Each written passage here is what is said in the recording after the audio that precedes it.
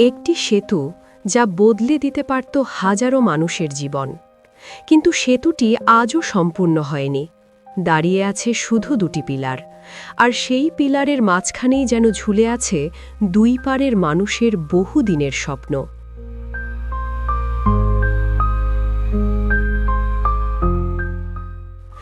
বাংলাদেশের দক্ষিণাঞ্চলের জেলা পটুয়াখালীতে এমনই এক অসমাপ্ত সেতু নিয়ে চরম ভোগান্তিতে পড়েছেন স্থানীয় বাসিন্দারা।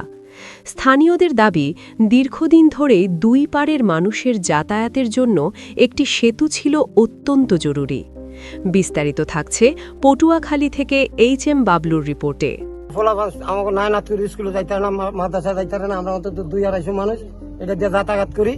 এই নির্বাচনের একটু কাম ধরিয়া বন্ধ করে দিয়েছে। এখন আমাকে MP সাহেব দ্বারা আমাকে এটুকু আবেদন, আমাকে কাজটা একটু দ্রুত বছরের পর বছর ধরে এই সেতুর দাবি জানিয়ে আসছিলেন এলাকাবাসী। অবশেষে কয়েক বছর আগে সেতু নির্মাণের কাজ শুরু হলে মানুষের মনে জাগে নতুন আশা। শুরুতে কিছু কাজও হয়, ধীরে ধীরে সেতুর দুটি পিলার নির্মাণ করা হয়, কিন্তু এরপরই যেন থেমে যায় সবকিছু। নির্মাণ কাজের গতি কমতে কমতে একসময় পুরো কাজই বন্ধ হয়ে যায়। বর্তমানে সেই স্থানে দাঁড়িয়ে আছে শুধু দুটি কংক্রিটের পিলার। দীর্ঘ 3.5 বছর পেরিয়ে গেলেও সেতুর বাকি অংশের কোনো কাজ হয়নি। মাসুদ ভাইয়ের কাছে এটুই দাবি যে আমাকে ব্রিজটা যেন আমাকে একটু দ্রুত করিয়ে দেয়। এটি আমাকে যাতায়াতে খুব কষ্ট। আমাকে এই ভোটগুলো সব খায় ওইদিকে। আমরা তার কাছেও বলছি যে ভাই আমাকে ছেলে মেয়ে আছে, ওই হাক্কাটা কয়েকবার ভাঙছে আবার দিচ্ছে। স্থানীয়দের অভিযোগ যে ঠিকাদারি প্রতিষ্ঠান কাজটি করছিল তারা মাঝপথেই কাজ ফেলে রেখে চলে গেছে। এখন আর সেখানে কোনো শ্রমিক বা নির্মাণ কার্যক্রমও দেখা যায় না। সেতুটি না থাকায় দুই পারের মানুষের দুর্ভোগ দিন দিন বাড়ছে।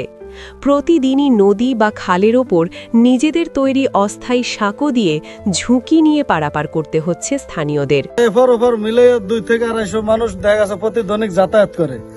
এটা আওয়ামী লীগ ক্ষমতা থাকতে দেখা গেছে এই সময় ব্রিজটা করা হয়েছে। করার পর আপনার মোথার কাজ ধরছিল। মোথার কাজ ধরার পরে মোথার ডাঙ্গাই আবার ধরছে যায় বাউফলের খলিল ধরিয়া খলিল এবার কাজ করে এবার বন্ধ রাখছে, আর কাজ করে না। এখন আমাকে খুব যাতায়াত খুব কষ্ট হয়।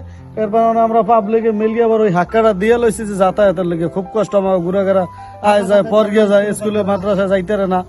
এরপরে টিউনো মহাদার কাছে দাবি আমাকে ব্রিজটা দ্রুতভাবে আমার কাজ হোক, এবং আমাকে ঈদের দাবি দ্রুতভাবে কাজ হোক, আমাকে মাসুদ ভাইয়ের দ্বারা দাবি। বিশেষ করে স্কুল কলেজের শিক্ষার্থীরা, অসুস্থ রোগী, নারী ও বয়স্ক মানুষ, তাদের জন্য এই পথ পার হওয়া হয়ে উঠেছে চরম কষ্টকর। অনেক সময় বৃষ্টি বা পানির স্রোত বাড়লে সেই সাঁকো ব্যবহার করাও হয়ে পড়ে আরও বিপজ্জনক। এখন পর্যন্ত আমাদের কাজটা সম্পূর্ণ হয়নি। আমরা অনেক ভোগান্তির ভিতরে আছি। আমাদের ছেলেমেয়েরা দৈনিক সকালে মাদ্রাসা স্কুলে যেতে পারে না।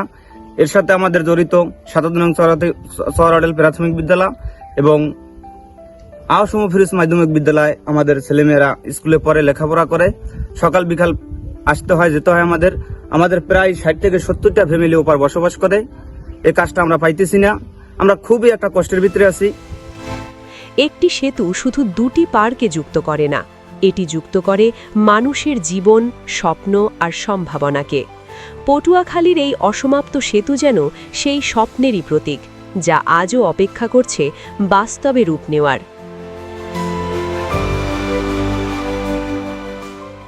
এই ছিল পটুয়াখালী থেকে আমাদের আজকের প্রতিবেদন।